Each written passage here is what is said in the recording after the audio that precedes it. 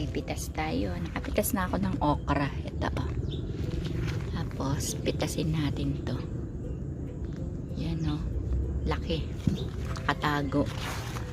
Ayan pa. Madami-dami yung bunga niya.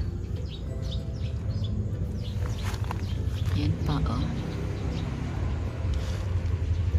Yan. Lumilitaw ang mga bunga nila.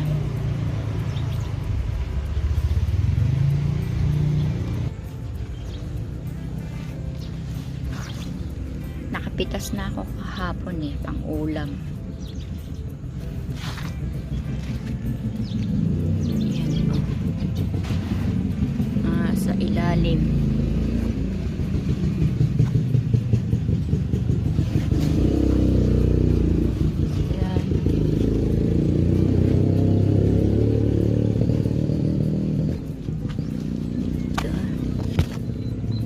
Doon, ayan, sa puno niya.